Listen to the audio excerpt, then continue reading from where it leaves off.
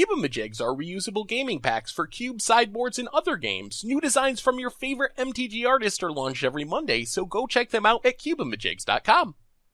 Hello everyone, it's Seth, probably better known as Saffron Olive, and it's time for another Instant Deck Tech.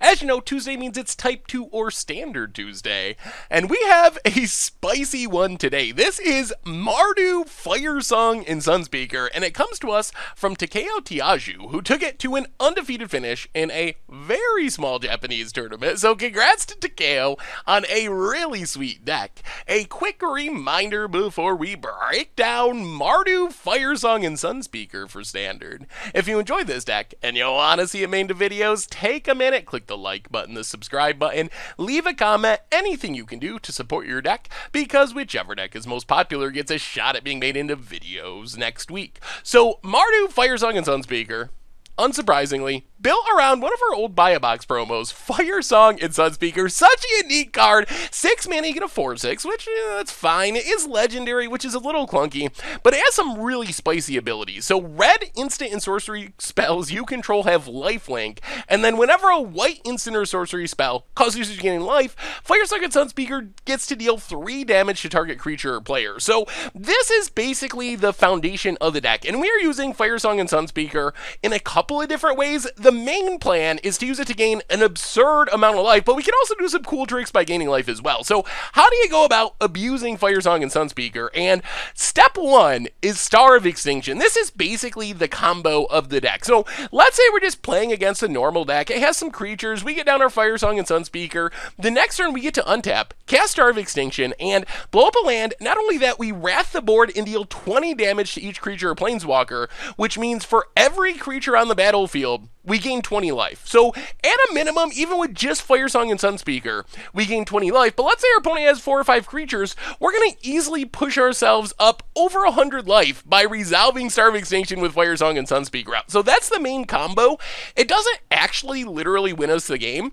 It just gains us so much life that it's going to take a long time for our opponent to actually kill us, and then hopefully, while our opponent's trying to reassemble and find a way to deal enough damage to kill us, we can, in that time, find a way to actually kill our opponent. We can also do some other tricks with Deafening Clarion. This deck has a lot of sweepers. Deafening Clarion doesn't gain as much life as Star of Extinction because it's only 3 damage to each creature, but it's a lot cheaper and it'll still gain us a decent amount of life on a big board. Plus, it is technically a white spell as well as a red spell, so it's going to trigger the second ability on Firesong and Sunspeaker because it's going to be a white instant or sorcery that's causing us to gain life, so we're going to get to send 3 additional damage at something, which means we can just throw a bolt at our opponent's face, or we can sweep away a bunch of cheap creatures with Clarion and then use Firesong and Sunspeaker to shoot down a bigger creature. Plus, since Firesong and Sunspeaker has 6 toughness, it actually survives Deafening Clarion, so it's still out there to beat down and to gain us more life. Cleansing Nova, just another Wrath, doesn't really do anything in specific with Firesong and Sunspeaker,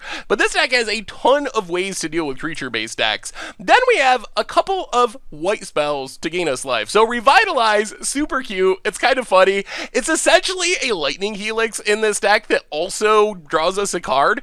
2 mana, we gain 3 life. If we have Firesong and Sunspeaker out, we also deal 3 damage to something. So a literal Lightning Helix that also cantrips, which is just an absurd magic card, and it keeps us in the game against aggro. It's not that bad anyway. And then Integrity Intervention, we're mostly looking to do the double Lightning Helix thing. We can cast Intervention, 3 damage to something, and we gain 3 life, which is going to trigger our Firesong and Sunspeaker to gain us 3 more life because of the lifelink ability and deal 3 more damage. So we essentially get 2 Lightning Helixes for 4 mana, which is a pretty good deal, assuming we have our Firesong and Sunspeaker out. For finishing the game, our main plan is Joshu Vest. We can just like sweep the board and then beat down with our Firesong and Sunspeaker, but this gives us a fairly guaranteed way to just close out the game. Also, it's a cute combo with our sweepers because it puts so many creatures on the battlefield. So with all of our sweepers, we keep the game in check, keep our opponent's board under control. Eventually, we kick Joshu Vest,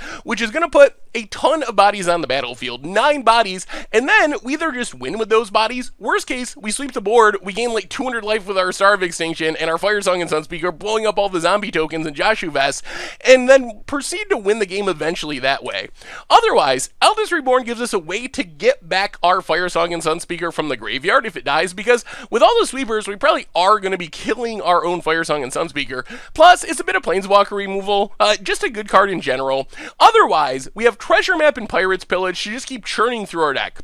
Treasure Map scrying in the early game, eventually ramping us, making treasures we can sack to draw cards, and then Pirate's Pillage gets rid of extra lands or whatever, makes some treasures that work well with Treasure Map, draws us some extra cards. Mana base wise, the two most unique decks are Arch of Araska and Field of Ruin. So Arch, even more card draw. Field of Ruin deals with like Search of Viscanta, a bunch of dual lands, some basic lands.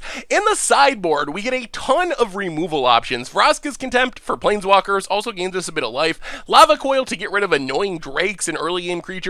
Banefire for control, another Eldest Reborn, mostly for control, but any grindy matchup. Thematic Compass, make sure we hit our land drops and eventually flips around into a Maze of Ith. Duress for the control matchup. Sorcerer's Spyglass to shut down planeswalkers like Teferi and the like. And that is Mardu, Firesong, and Sunspeaker. And that's been our instant deck tech for today. So thank you so much for watching. I hope you enjoyed it, and I will talk to you soon. Thanks for watching the video. If you enjoyed it, help us out by clicking that like button down below. And to keep up on all the latest and greatest, click that subscribe button. And don't forget to hit that bell icon to get alerts whenever we have new videos. And if you want to, check out some of our other sweet videos here and here.